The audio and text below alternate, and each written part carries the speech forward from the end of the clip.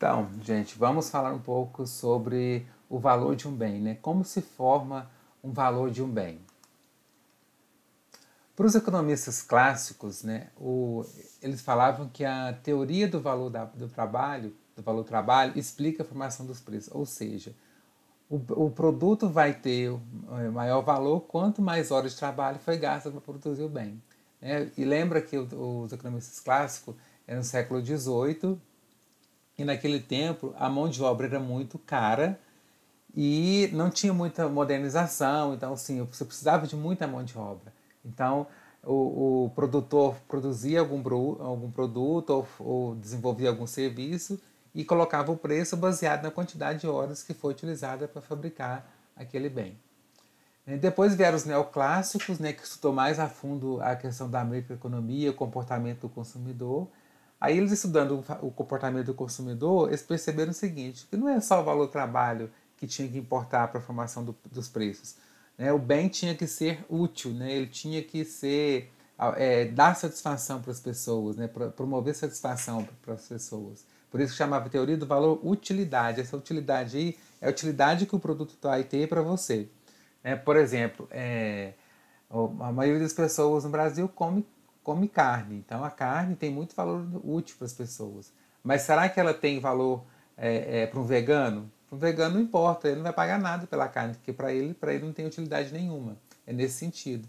Aí que tem a teoria do valor trabalho, que foi com os clássicos, e a teoria do valor utilidade com os neoclássicos. Na realidade, a teoria do valor utilidade ela vem complementar.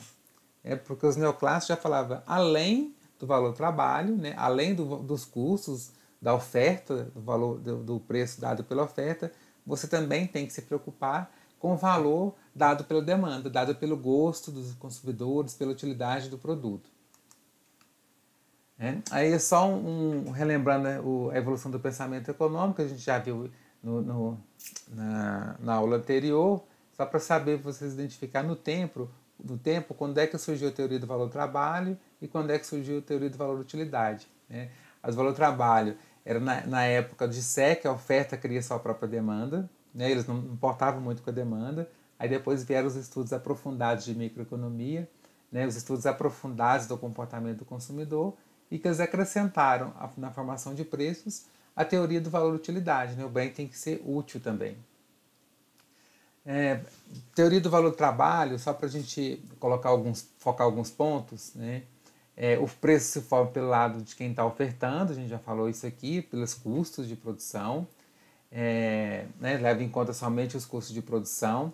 Naquela época, a mão de obra era muito cara, então por isso chama valor-trabalho. Essa teoria ela é bem objetiva, né? Porque não tem nada subjetivo. Você consegue calcular. Se você pagou 8 horas, você sabe o valor exatamente das 8 horas. Então, o preço não tinha fator subjetivo. Era matemática, era só o quanto que gastou, quanto que seriam os preços. Então, era até fácil de calcular, não tinha muito problema. E tinha a ver muito com a relação social, né, entre os proprietários de fatores de produção, ou seja, ia depender muito da relação entre quem tinha mão de obra, os empregados, e quem detinha os demais meios de produção. Então há essa relação de troca, essa relação social. Já no valor da utilidade, os economistas neoclássicos acreditavam que o preço se forma pela sua demanda, né, e leva em conta a satisfação de cada consumidor. Então, o conjunto de cada consumidor no mercado, né, todo mundo atuando no mercado, vai fazer com que o mercado encontre o preço de equilíbrio. Que a minha satisfação pode ser diferente da sua, né? A sua satisfação pode ser diferente do seu colega, cada um vai ter uma. E no mercado tudo vai juntar para chegar no preço de equilíbrio. Essa teoria ela vem complementar a teoria do valor-trabalho, né, que vai levar em conta, além dos fatores, né, além dos custos dos fatores de produção, né, os fatores objetivos, que eu sei quanto eu gastei e coloco o preço, vai levar em conta fatores subjetivos, que esses fatores são a satisfação do consumidor.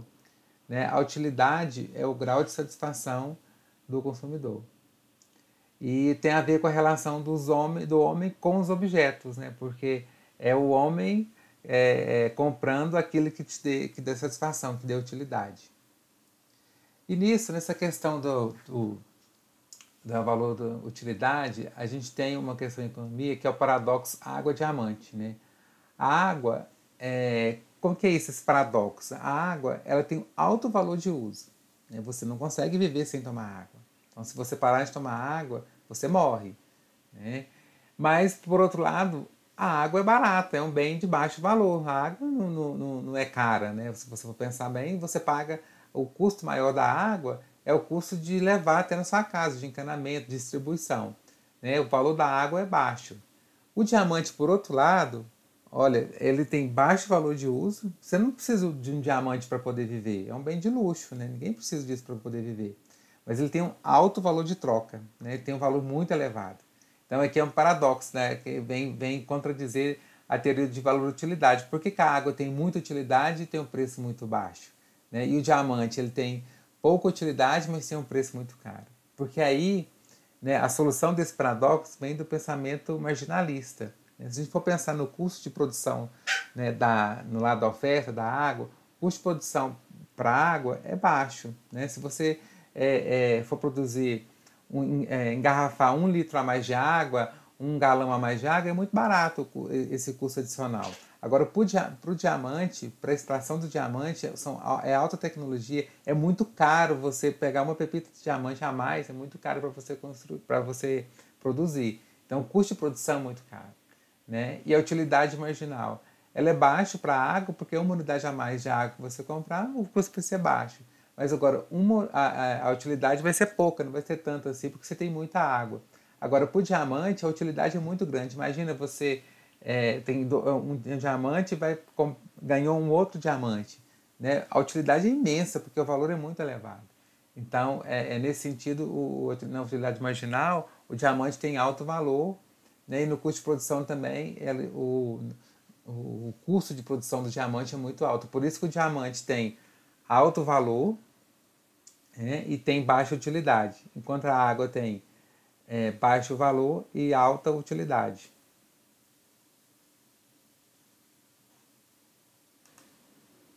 Vamos falar um pouquinho mais sobre utilidade marginal.